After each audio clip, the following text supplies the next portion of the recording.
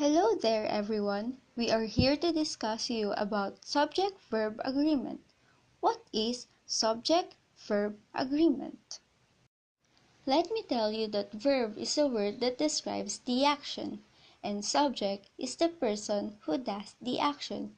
In a sentence, the subject must agree with the verb.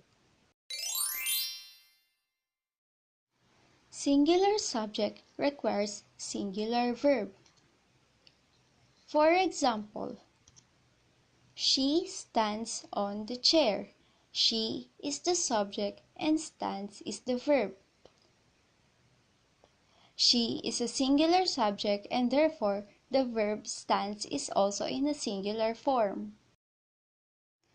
Plural subjects requires plural verb. For example, the two girls cook using the frying pan. Two girls is the subject and cook is the verb. The subject two girls is in plural form, so the word cook is in a plural verb. Don't get confused by the words that come between the subject and verb. They do not affect agreement. The women in the pool swim well. In the pool is a prepositional phrase that comes between the subject and verb. The subject women is plural and therefore the verb must be in plural form, which is swim. It is important to ignore the prepositional phrase in order to select the correct subject. For example, the colors of the rainbow are beautiful.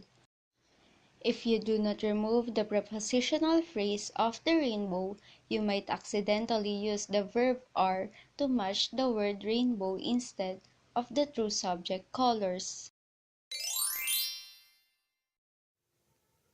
There and here are never subjects. When sentences start with there or here, the subject will always be placed after the verb. There is a bird under the table. Bird is the subject that is placed after the verb is. When you have a sentence with two subjects joined by the word and, you have what's known as compound subject. Compound subjects require a plural verb, even if both subjects are singular. The verb is singular if the two subjects separated by and refer to the same person or thing. Bread and butter is my favorite breakfast. Bread and butter is both in the category of food and therefore refer to the same thing. That's why we use the singular verb is. The singular form is usually used for units of measurement. For example, $5 is too much to ask. $5 is the subject, is the verb.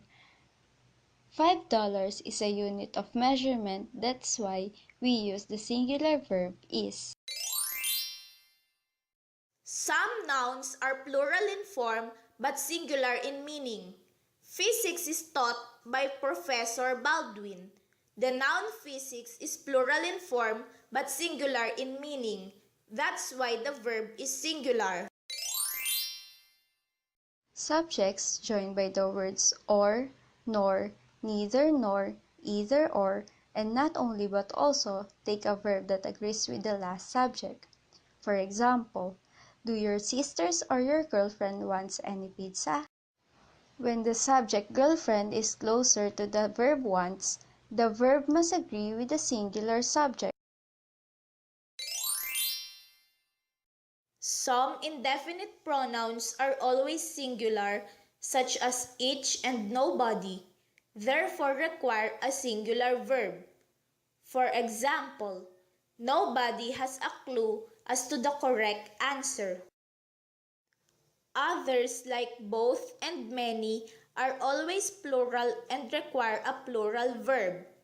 For instance, both were on the train that derailed. Much more tricky are the indefinite pronouns that can be either singular or plural, such as none, some, more, most, any, and all. When you have one of these, that can be either plural or singular depending on the content of the sentence, then you must consider the prepositional phrase to determine subject-verb agreement. In the first example, all of the people have the chicken pox.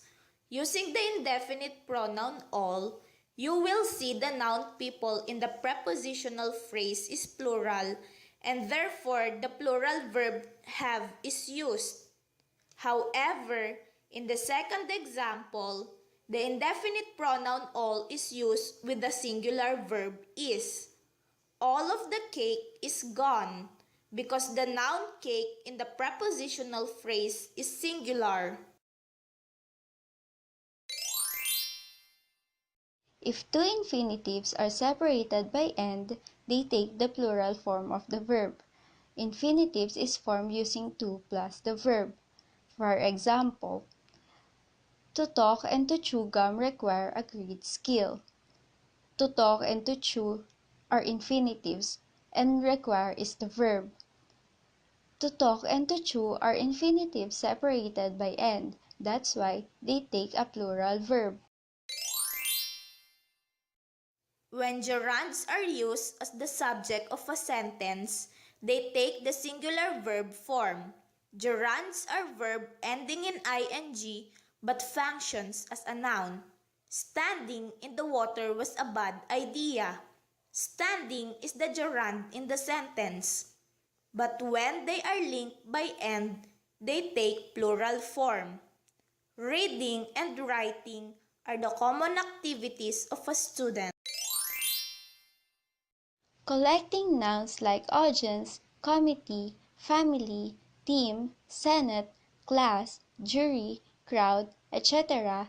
take singular verb form when they act as a single unit, and take a plural verb when the member or parts of the group act individually. For example, the jury has decided on its verdict. Jury is the subject and has is the verb. The jury is acting as a single unit and so a single verb is required.